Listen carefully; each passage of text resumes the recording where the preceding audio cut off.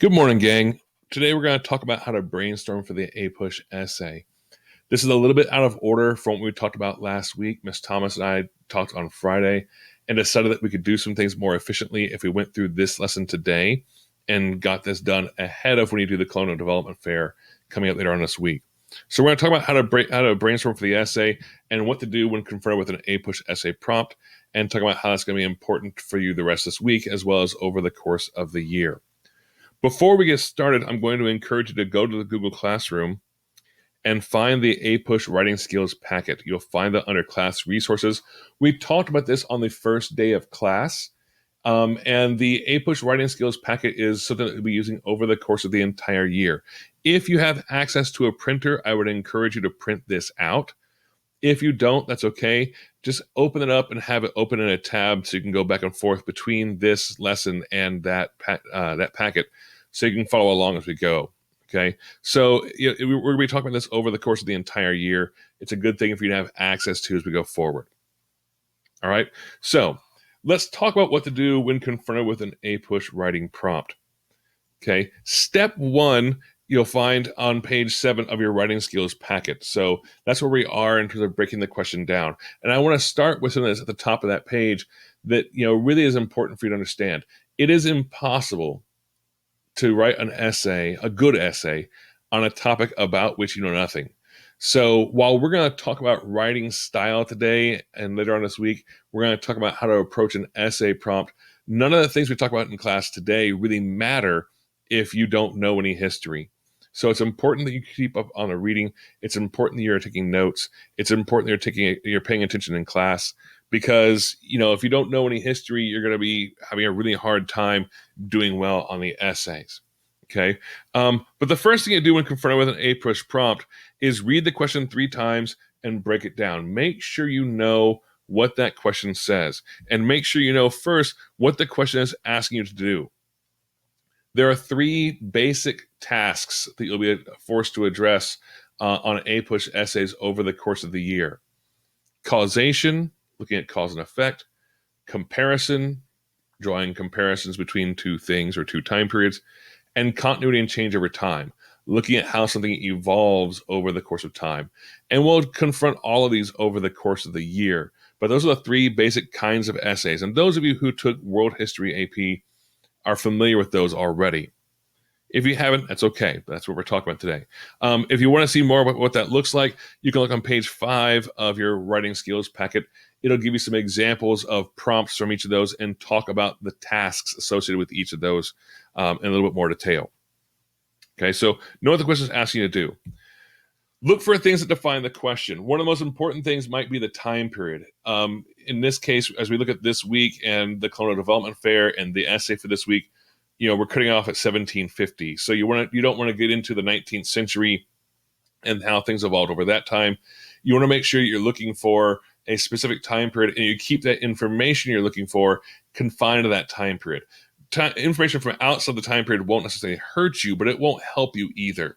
And so it's important for you to understand what time period we're looking at as you're going through the essay prompt. What topics are they addressing? Are we looking at economic issues, social issues, those kind of things? You want to make sure you know what the topic of the question is going to be, things like that. You might also look for words that need defining, okay? And that can be conceptual. For example, if it asks you to talk about imperialism, being able to understand what that word means. If it asks you about manifest destiny, be able to understand what that concept was and why it was important to the 19th century. It might also be something where they ask you about whether or not something was effective over the course of a time period. And that's something you might want to define. An example of that, there was an essay prompt a few years ago that asked to what extent the Articles of Confederation, the first constitution created for the United States, was an effective form of government in the time period from 1781 to 1789. A lot of that depends on how you define effective. If you define effective in terms of it preserved stable economic policy, stable political procedures, stable foreign policy, then clearly it failed. If you define effective in terms of allowing for states' rights while preserving the idea of unity, then it was fairly effective. And a lot of people at the time period thought it was. So, how you define effective in that case would determine how you'd write your essay. So look for terms that might need defining as part of your essay prompt. Finally, you want to look for ways to answer the question in a sophisticated manner. This is something that's hard for students to do, especially in our time period now. I've been teaching this for a long time. If you go back to 9/11, the rhetoric after that time period was you're either for us or you're for the terrorists. It made it hard to kind of have any kind of nuanced discussion. And now, when battle lines are drawn and things are so polarized, it's really, really hard to be able to concede that the other side might have a point on this or that. And so it's going to be important that you look for ways to look at this in a complex manner. So if it asks you for a comparison, you want to look at similarities and differences. If it asks you for continuity and change over time, you're looking for both those things and be able to make a judgment about whether there was more of one than the other. Okay, we've got to learn to dwell in the gray, even though we're more comfortable with black and white. All right. The next part of this is you're going to brainstorm on paper everything that comes to mind regarding your topic and the time period in which it takes place. Okay. And that's really, really important to keep in mind. Okay. As we're looking at this, there are two levels of brainstorming that will be associated with the APUSH essays. The APUSH essays are both content and process oriented, meaning that they want you to understand the topic, but also how the topic fits into the broader scheme of U.S. history or the broader scheme of the time period. And so level one brainstorm is about the topic at hand. What do you know about this topic in particular that would be useful in discussing the essay? They also want you to be able to brainstorm about what else is going on in the time period and be able to understand some context. So if we look ahead to the end of the 19th century, for example, if we were talking about the age of imperialism for the United States, how America began to, seek out colonies or seek out overseas territories, it would make sense to put that in the context of the rapid industrialization that was occurring at the time. Okay, so we're looking for new markets, we're looking for new sources of raw materials, and because of that rapid industrialization, we got involved in this pursuit of overseas territory. Okay, so understand that the relationship between the topic and the time period is important. All right. So with that in mind, then, there are several ways we're going to do brainstorming over the course of the year based upon what we see in the topic itself. So, for example, if we're looking at a causation question and it asks about, I don't know, the rise of the temperance movement, you could talk about causes on one side in your brainstorm. You want to talk about effects, how that plays out, but also what else is going on in the time period as part of that.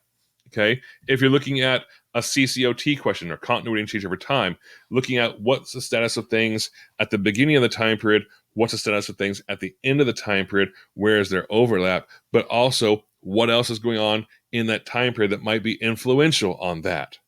Okay. And finally, on a comparison question, same kind of thing.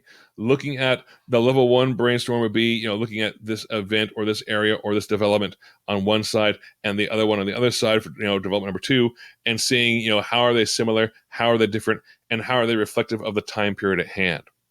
All right. So we're going to practice this skill in particular because this is going to have some important bearing on the essay for later on this week. All right. So before we go any further, go ahead and stop, find a piece of paper or two and a writing utensil, and we'll get started with some activities I want you to work on over the course of the rest of this video.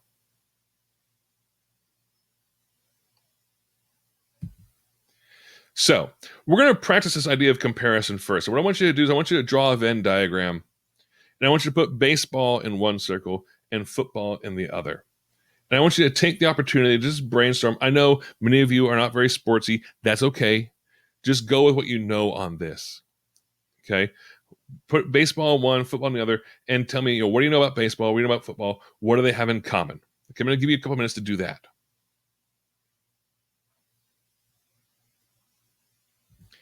Now that you've done that, look at the information in your diagram, and I want you to address the idea of how different are baseball and football.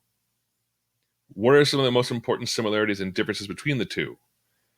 On a scale from 1 to 10, how different are they? If 1 is that they are, basically the exact same thing, and 10 that they are radically different, how different are they? And how would you express that in a sentence? So using words like although or in spite of or despite or while, the idea of how would you express that? So for example, although they are both games played professionally in America, baseball and football are radically different because of the team-oriented nature of the game or limited contact or whatever.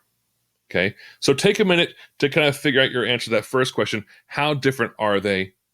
And then give me a sentence that explains or that shows that extent.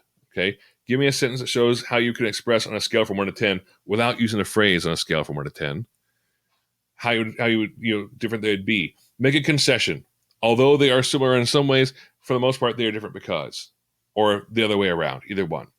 Okay, do that now.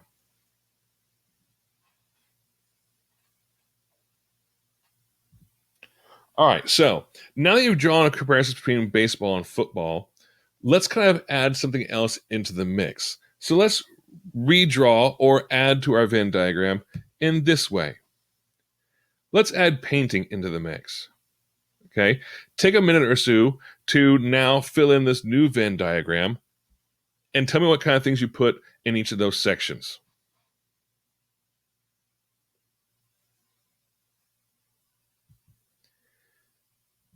Now that you've done that, let's go back to our original question. How does the inclusion of additional context change your answer? Now, if we look at how different or how similar football are, what are the most important similarities and differences now? Based on the information in your diagram on a scale from 1 to 10, given that exterior context, how different are baseball and football really? And how do you express that?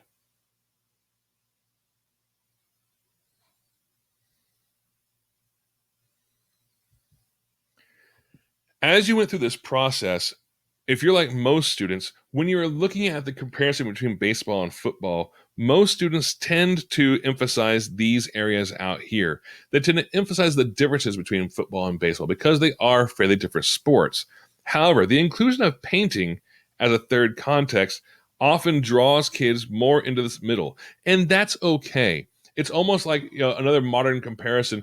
We have a lot of people who today say the Democrats and Republicans can't see eye to eye on anything. They're so radically different. But if you can put them in a comparison to, say, European parties, where there is a valid and thriving Green Party or a valid and thriving neo-Nazi party that we don't have here, you'll find that the Democrats and Republicans are actually fairly centrist in comparison to what you see in other countries elsewhere, where there might be a socialist or a green or a neo-Nazi party elsewhere.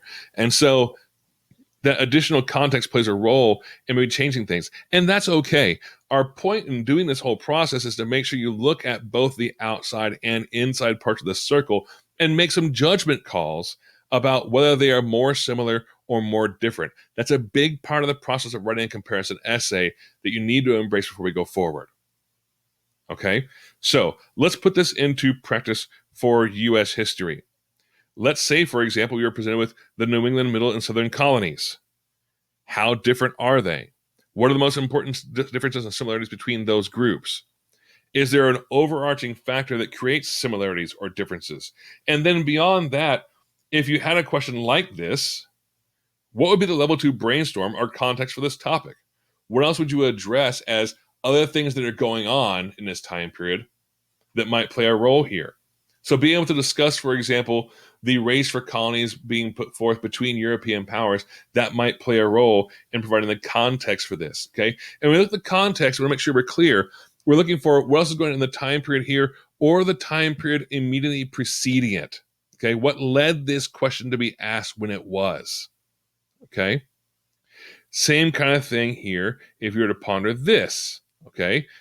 Equally valid question for this time period. The Spanish, the French, the British, look at their colonial efforts in North America. How different are they? What are the most important differences and similarities? Is there an overarching factor that creates similarities and differences between them? And what would the level 2 brainstorm or context be for this topic? And again, here's one where you might want to look to the time period leading into this. What led European powers to be involved in the pursuit of colonies in North America over the course of this time period? Okay, so this really is where you're going to start working on over the course of the next couple of days for practicing and preparing for the essay here. Okay, and to that end, you're going to want to go back to the Google Classroom and you'll see Venn diagrams for the Unit 1 essay. I strongly encourage you to print these out and take notes of them over the course of the next couple of days, either in the notes from your reading or, and I think in particular, as we're going through the Colonial Development Fair process, be able to take notes on each of these. So the Venn diagram for both the British, Spanish, and French Venn diagram or essay or topic, and there's one for New England, Middle, and Southern. Be able to address each of those as you're going through and discussing your colonies, discussing what makes them unique, what makes them similar, what makes them different from each other, what kind of things they have in common, those kind of things going forward. Okay? So go back and print those off and fill them out as you take notes over the course of this week. They're going to be preparation for the essay coming up later on. All right?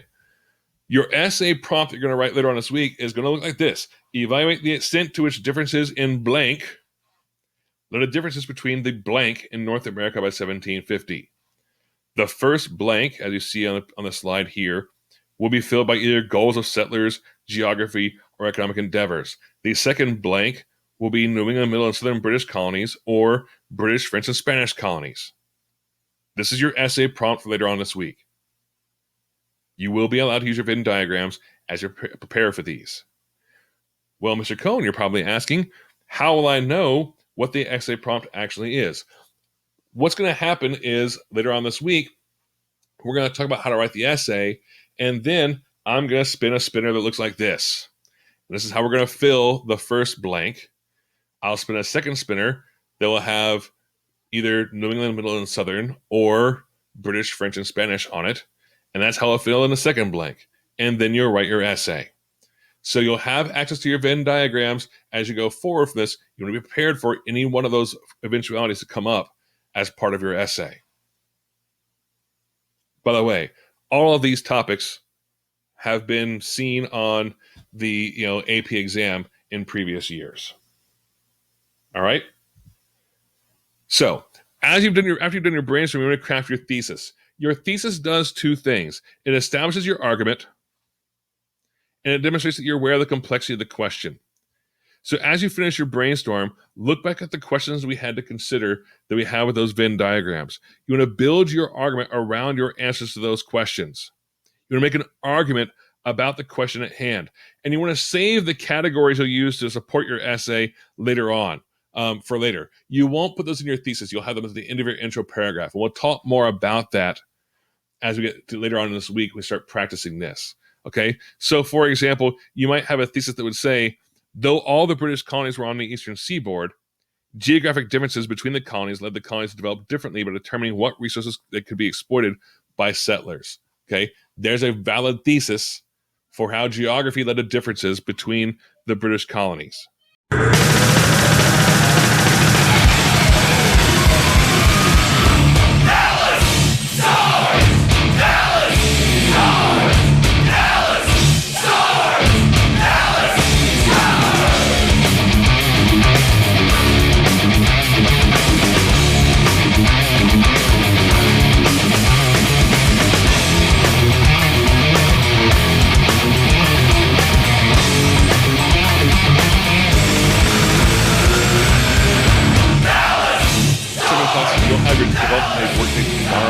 On Tuesday. You'll also need to be sure to answer the Google survey as part of your work tomorrow as well. Okay? For everyone else going forward here, and again, we have it up at the top, check the week at a glance as we do this. On your next synchronous day, okay, for both classes, your next synchronous day, we'll have our Colonial Development Fair. Then after that, the asynchronous day, we have a Chapter 4 reading quiz. Okay? Then on the following synchronous day, we'll do how to write an essay. I encourage you to preview how to write an essay in your writing skills packet. Go back through the writing skills packet. You'll find how to write a thesis. You'll find how to write the introductory paragraph and how to write the essay. We'll be going over those in class on that synchronous day for the first, say, 40 minutes or so. And then you'll have the next hour or so to actually write the Unit 1 essay and submit it in class on that day. Okay, so there's the plan. With that, if you have questions or if you have comments, please send us an email. Also, if you're watching this on Monday, as you should be, we have office hours between 1:30 and 3:30. That's a good time to get a hold of us. You'll get a response to us. If you'd like to set up a Zoom call on that at that time between us, we can do so. All right. So without further ado, hopefully you've answered the questions as we've gone through this, and we will see you on your next synchronous day. Again, if you have questions, let us know. Thanks.